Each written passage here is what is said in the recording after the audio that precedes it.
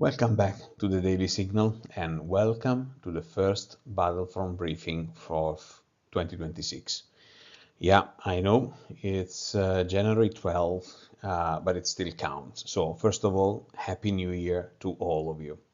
This year we are starting exactly where the digital battlefront already is.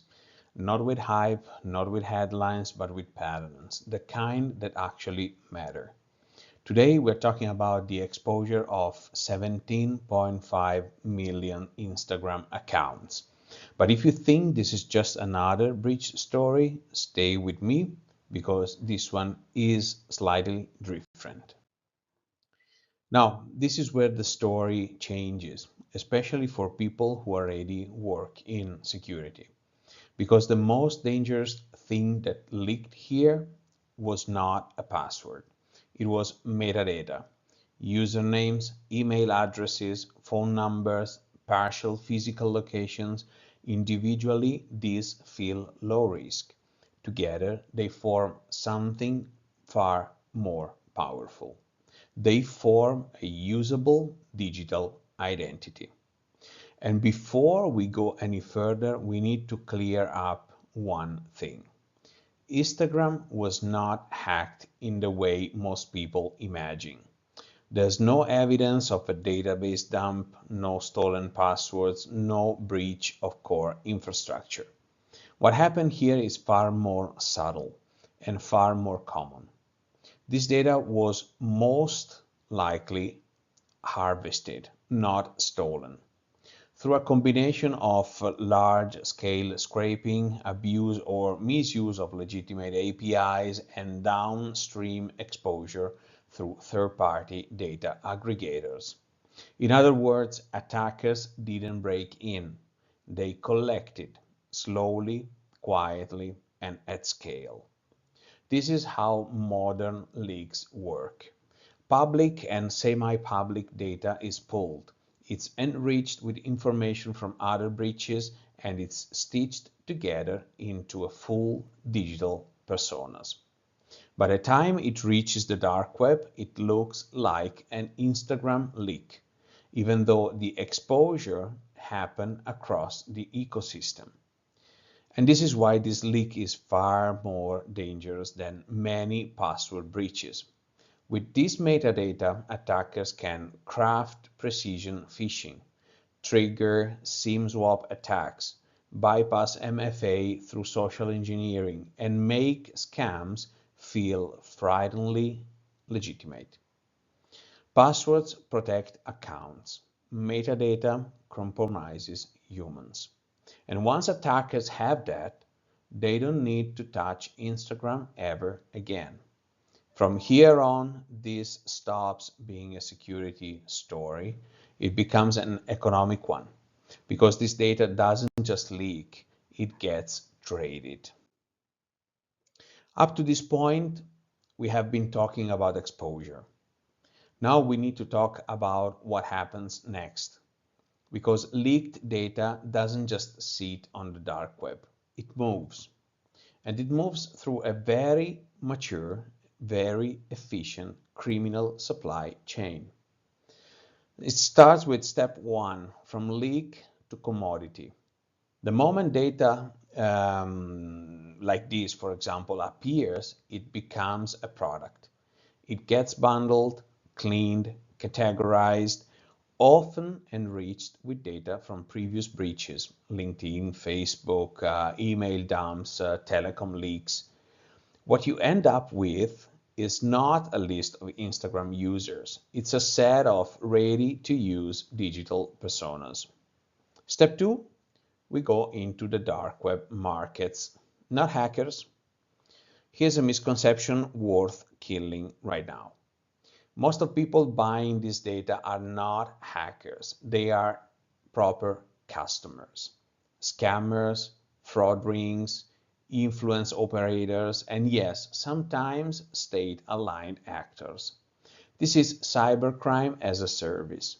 Low effort, high return, scalable. No malware required and no exploit needed. Step three, brokers. This is what's so-called invisible layer. This is basically the layer that almost nobody talks about. Data brokers. They don't run scams. They don't phish users. They simply connect supply and demand. They normalize stolen identity the same way legitimate markets normalize data. And then we move into the step 4, the downstream attacks, where the punchline is. And here's the uncomfortable truth.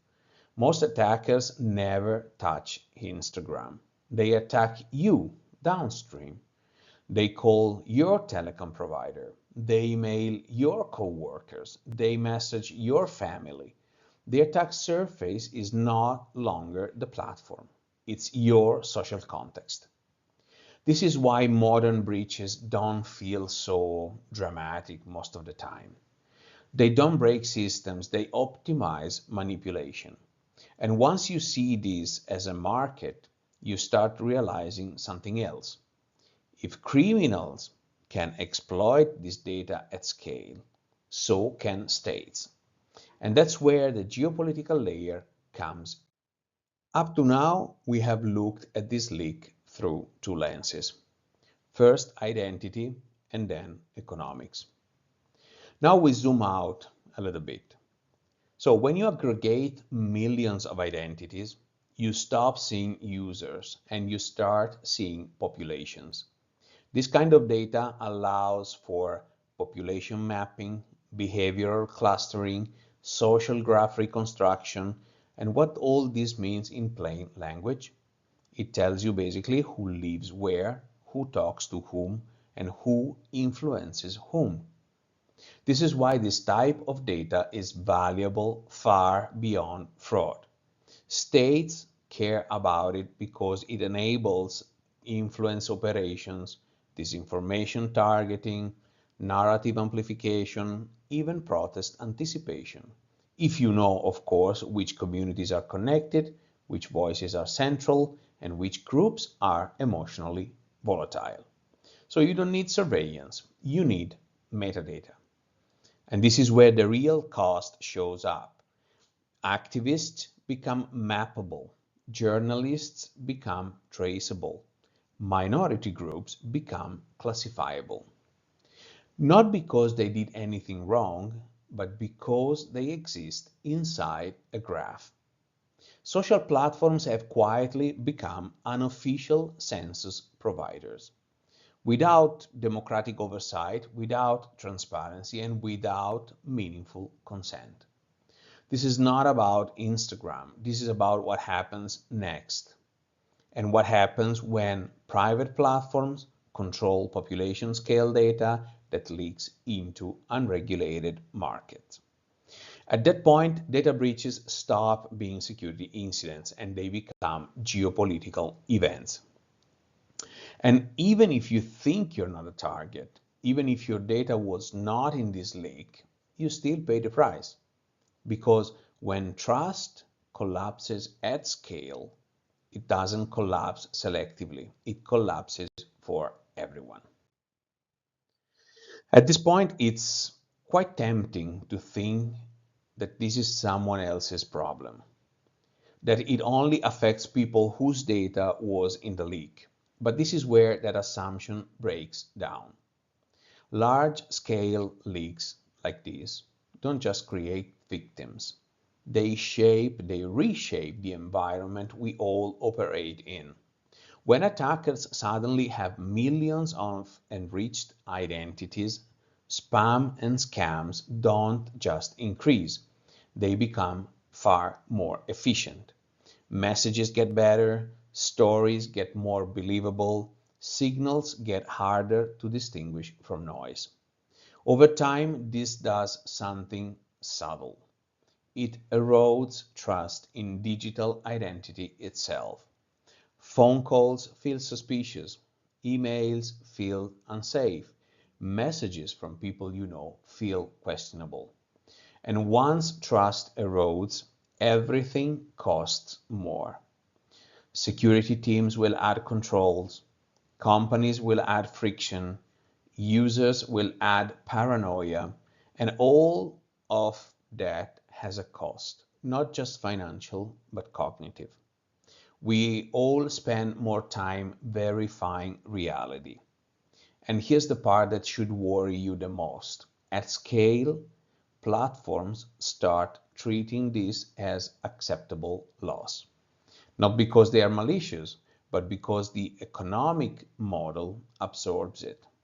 Users adapt, attackers adapt, the system keeps running. Breaches like these don't just expose data, they inflate the global cost of trust, like a hidden form of digital inflation. And once trust becomes scarce, the real question isn't how we stop the next breach. It's how we live in a world where they never stop. That's where we are headed next. So let's bring this all together. This was not basically a story about Instagram. It wasn't even a story about a leak. It was a story about how the internet actually works now. And here's the uncomfortable truth. The future doesn't hold fewer breaches. It holds quieter ones. Bigger dataset, better enrichment, more believable manipulation, less shock, less outrage, more effectiveness. The next breach will not surprise you. It will just work better. We are moving from a world where systems are hacked or attacked to a world where people are modeled. Identity has become an attack surface. Trust has become a consumable resource. And security is no longer about stopping incidents. It's about understanding patterns. And that's exactly why this channel exists. Not to chase headlines, but to decode what's happening behind them. Battlefront briefings are not about panic, let me be clear. They are about clarity. If you made this far, thank you so much. It tells me that you're not here just for the noise, but you're here to understand the terrain. If this briefing helped you seeing something you hadn't seen before, please give this video a like. It helps the signal travel, and subscribe to the daily signal if you want more analysis like this. And check out the Battlefront Briefing playlist. It's where we track the patterns shaping the digital battlefield. Because in 2026, the question is not whether you are on the battlefield. It's whether you understand where the front line actually is. I am Max, Point Break Security. Again, very happy new year, and I'll see you in the next one.